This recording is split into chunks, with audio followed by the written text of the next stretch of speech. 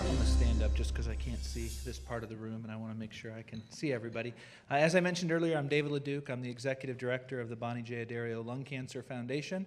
We are based in the San Francisco area. Since I'm in Madison, Wisconsin, I get to bring a practical approach to our office on things. I'm going to try to talk about some of those practical things as it relates to the direction we're headed with lung cancer advocacy. The people who spoke already, I think, have touched on a lot of the big themes that we're seeing within the space.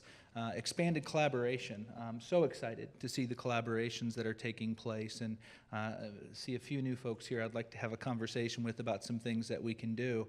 But I think that's one of the big things you're going to see coming, even more so in the future, is us finding ways to really harness our combined collective knowledge and expertise to make an impact on the lung cancer community. So it's been great to see.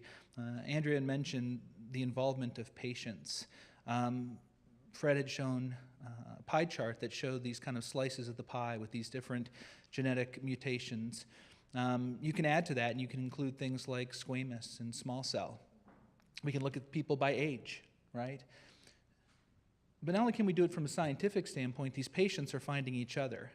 We have a group of ROS1 patients called the ROS Wonders who are working to create preclinical models so that researchers can have something to actually test their drugs on and maybe test their hypotheses. We have a group of ALK patients called the ALKies, which is one of my favorite names. They changed their name. It's somebody said that it sounded like they were alcoholics. Well, I really liked it. Wow, that's disappointing. So the ALK positive now are working to raise money so that they can invest in research in themselves. There's the EGFR group, which call themselves the EGF resistors.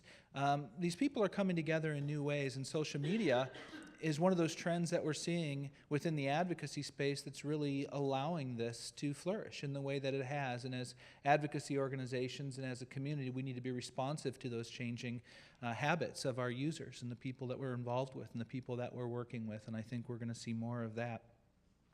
Certainly there's been a big push in the world to get patients more involved in the clinical trial development process, and we're seeing positive steps in that direction.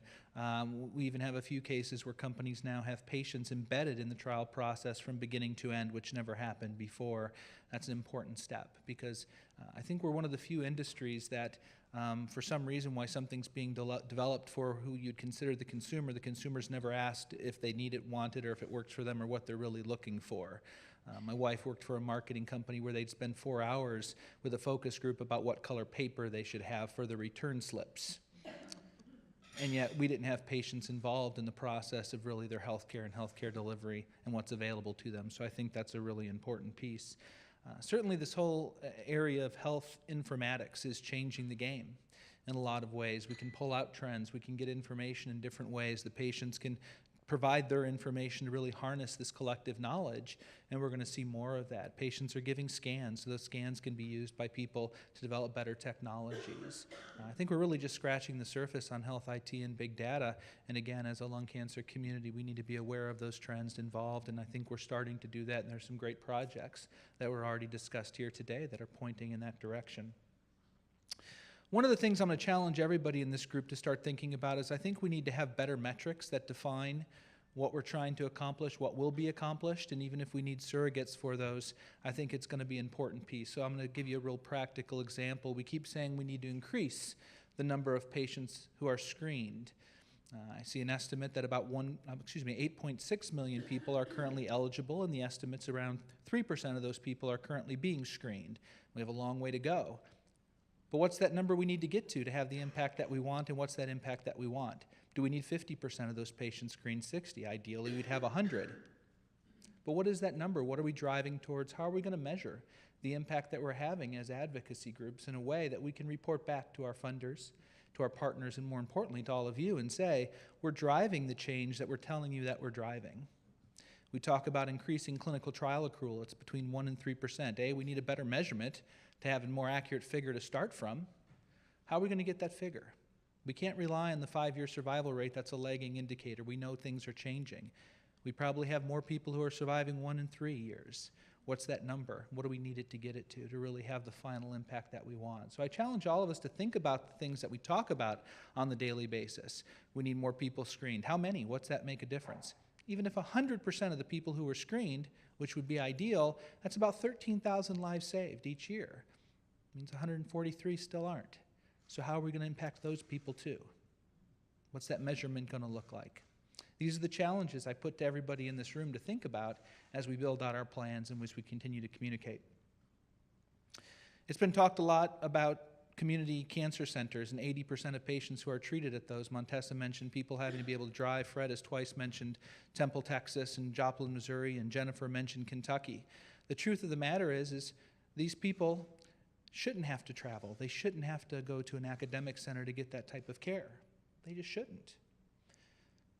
Andrea touched about the fact that we need to come up with educational delivery systems, whether it's ACCC or the great work Fred and his team are doing to educate those physicians. That's so important because we keep thinking that if we can just create this general awareness or we can educate the public about they should know about clinical trials and they should know about testing. The truth of the matter is when you're diagnosed, until you're diagnosed, you're not paying attention to those things. And once you're diagnosed, you're overwhelmed with tsunami. And to know that and be the ones who drive it. We conducted a study that looked at the unreachable patient. Hardest part about doing that study was reaching unreachable patients. But we did. We were able to find about 40 that we interviewed. Their number one trusted source of information was their physician. It wasn't TV. It wasn't commercials.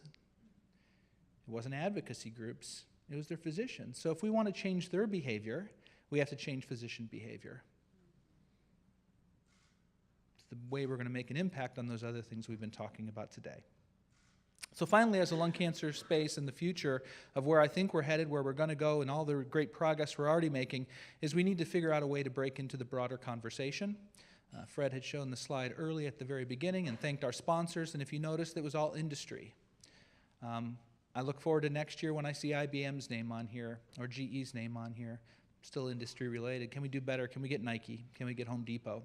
That's when I know as an advocacy community we're really breaking down those barriers that we need and drawing the attention that we need is when we can get companies like that to finally recognize the importance of 220,000 people in the U.S. being diagnosed, 2 million in the world, and 1.6 million people or so who I think they're estimated are passing away from this disease. It's an epidemic, right? And I want to thank Kyle finally for sharing his story about George. My George was my dad, Ron. Very, very similar story, diagnosed, unfortunately, very, very late.